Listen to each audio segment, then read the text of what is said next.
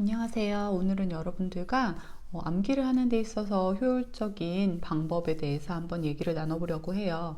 여러분도 암기하실 때 아마 저마다의 방법이 있으실 것 같아요. 쓰면서 이제 암기를 하는 그런 스타일을 가지신 분들도 계실 것 같고요. 또는 그냥 눈으로 이렇게 계속 훑으면서 그런 식으로 이제 암기를 하시는 분들도 계실 것 같아요. 이와 관련해서는 다양한 얘기들이 있는 것 같아요. 쓰면서 외워야지 시각뿐만 아니고 촉각까지 동원을 하기 때문에 더 많은 감각을 사용함으로써 좀 더 오래 암기를 지속시킬 수 있다라는 이러한 얘기도 있고요.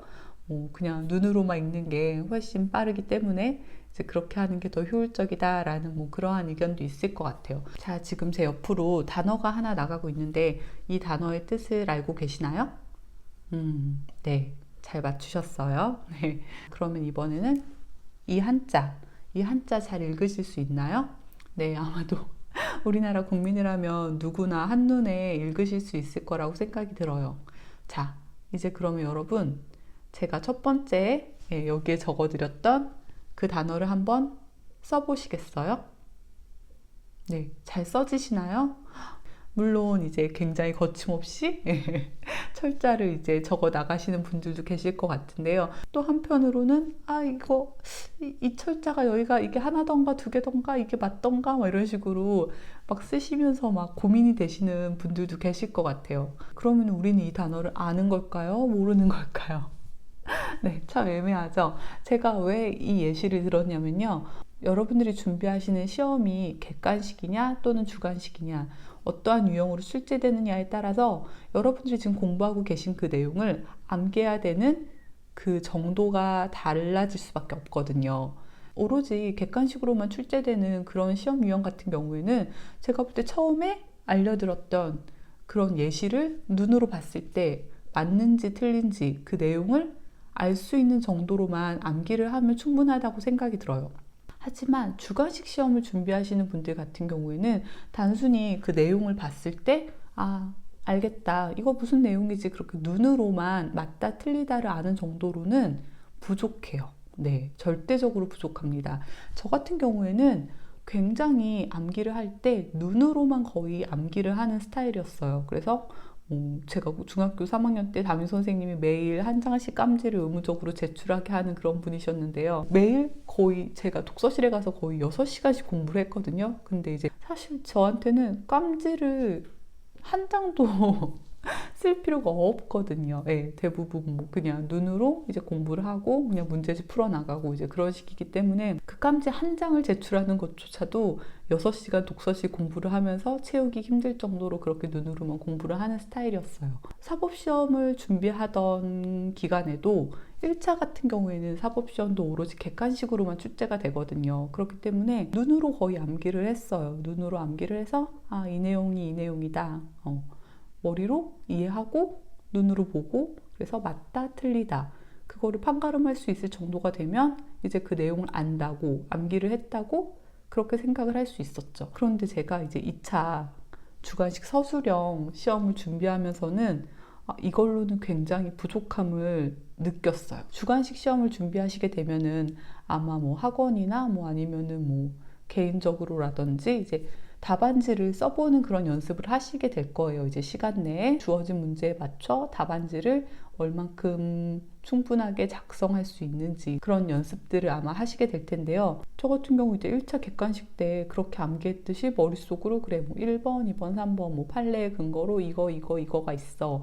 이런 식으로 암기를 해서 실제로 학원에 시험을 보러 가서 답을 쓰는데 안 써져요. 이게 눈으로 봤을 때는 분명히 암기를 했다고 생각을 했고 그래서 충분히 그거를 가서 시험장에서 현출을 할 수 있을 거라고 굉장히 자신만만했는데 실제로 써보면은 써지지가 않더라고요. 그래서 결국에는 저도 2차 이제 주관식 시험을 준비하면서는 최소한 시험지에 꼭 현출해줘야 될 그런 핵심 키워드, 그런 단어나 판례, 이제 논거, 학설 이름 이런 것들은 꼭 연습장에 써가면서 그렇게 암기를 했어요. 그렇게 해야지만 실제로 시험을 치를 때 그거를 답안지에 현출할 수가 있기 때문이죠. 그래서 효율적인 측면만 생각한다면 본인이 준비하시는 시험이 그냥 객관식으로만 출제되는 시험이다 하면은 눈으로만 암기하시는 게 효율적인 측면에서는 오히려 낫고 그리고 충분하다고 생각을 하셔도 될 것 같아요. 하지만 만약 본인이 준비하고 계신 시험이 주관식 시험이 이제 같이 나온다거나 아니면 지금 현재 2차 주관식 시험을 준비하고 계시다거나 그런 경우에는 본인이 원래 암기를 할 때 쓰면서 암기하는 스타일이 아니라고 할지라도 꼭 그 중요 문구들, 키워드라고 하죠. 네, 그러한 문구들, 학설 이름, 그리고 판례의 핵심 키워드, 논거 이런 부분들은 꼭 써가면서 그렇게 암기를 하셨으면 좋겠어요. 물론 주관식 시험을 준비할 때 제가 말씀드린 이런 핵심 키워드들을 써가면서 공부를 하고 암기를 해야 되는 것은 맞지만 저 같은 경우에는 이 경우에도 최대한 효율적으로 시간을 쓰려고 했어요.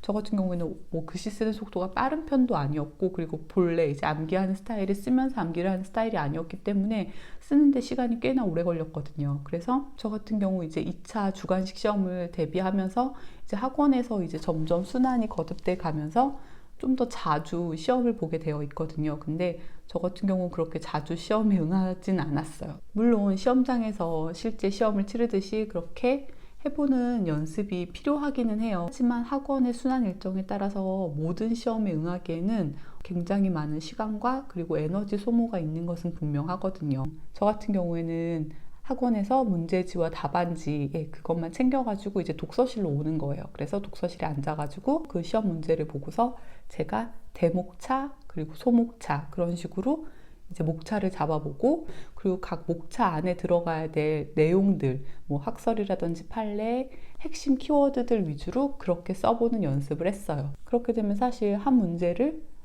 연습 삼아서 풀어보는데 그렇게 많은 시간이 소요되진 않거든요. 오늘 제가 그럼 여러분들께 말씀드린 거 다시 한번 짚어보면 객관식 시험을 준비하시는 분들 같은 경우에는 굳이 본인이 쓰면서 외우는 스타일이 아니시라면 어떤 내용을 봤을 때 그 내용이 맞는지 틀린지를 알 수 있는 정도 그 정도로 암기를 해주시면 충분하고 그것이 시간적으로도 더 효율적일 수 있다는 점. 하지만 주관식 시험을 준비하고 계신 분들이라면 평소 쓰면서 암기를 하는 스타일이 아닐지라도 꼭 답안지에 현출돼 주어야 될 그러한 핵심 키워드, 판례 문구 같은 것들은 손으로 쓰는 연습을 꼭 반드시 병행해 주셔야 된다는 점, 그거를 말씀드렸고요. 그리고 주관식 시험을 준비하시는 분들 같은 경우 매번 시험 답안지를 작성하는 것보다는 좀 더 효율적으로 많은 공부량을 소화하기 위해서는 문제를 보고서 본인이 목차를 직접 잡아보고 그리고 그 목차 안에 들어가 주어야 될 핵심 키워드 위주로 그렇게 답안지를 써보는 그런 연습을 자주 해보시면 같은 시간일지라도 좀 더 많은 답안지 써보는 연습을 하실 수 있다는 점, 그거를 기억해 주셨으면 좋겠습니다. 오늘 영상 마음에 드셨다면 좋아요 부탁드리고요. 구독도 함께 부탁드리겠습니다. 감사합니다.